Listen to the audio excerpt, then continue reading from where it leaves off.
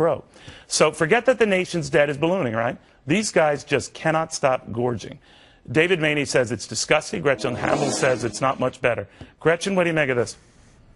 Well, you know, I'm a farm and ranch girl, and I'm probably going to get in trouble back home for saying this, but this bill is filled with a lot of pork. And when we're $17 trillion in debt, you can't have a bill pass like this and pass in a bipartisan manner it did. It shows no fiscal responsibility of those in Washington, but even more so, it's creating this problem, this systemic problem that we have across the nation of more and more people and agencies and departments within our economy wanting to depend on the government for money. And that's taxpayer money. All right. Now, David, one of the things they brag about in this, or at least Republicans have, is that, you know, they've combined, you know, what had been 12 related programs into 5. What they leave out is they're still spending the same amount of money. Well, it's not just that. You know, look, every one of these things, when the government steps in to fix a market, we're going to control this market, we're going to step on this lever, we're going to move this thing over here, we're going to promote this product, we're going to market more sheep.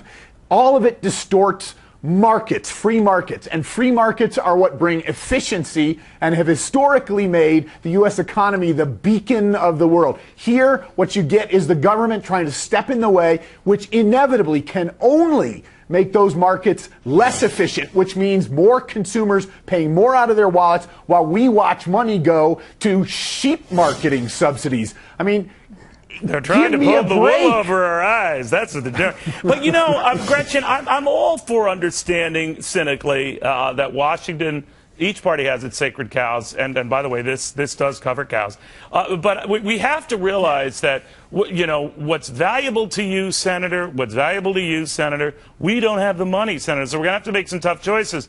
And I really think it's incumbent on both parties to make those tough choices. And in this environment, you're going to have to leave out the catfish. In this environment, you're going to have to cool it on the Christmas trees. You're going to have to really pick and choose your battles. And I think at a nation that is just flat broke, you're just picking and choosing your pork.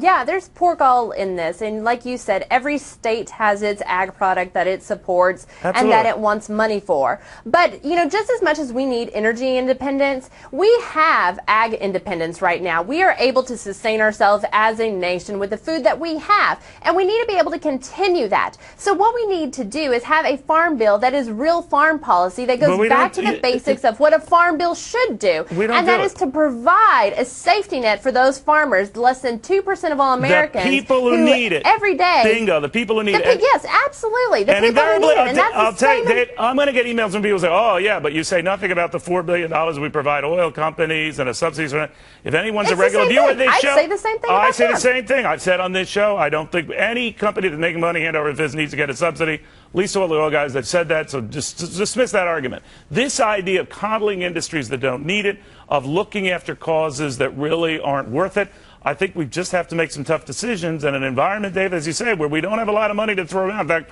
we have no money to throw around. We're not doing that. So a pox on Republicans and Democrats alike.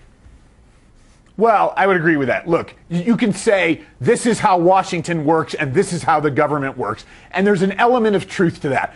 But by God, it's not a good way to work. No. And I do know that in an environment where we're saying, well, how about if we get them involved in healthcare? How about if we get them involved in financial services? How about if we get them involved in energy policy? How about if we get them involved in every aspect of our lives? I look at it and say, you know what? Let the market work. Yeah. Well, as the cows would say, we've got to move on. Okay. That's bad. I try. That's just bad. It is. You're right. You're right. Meanwhile,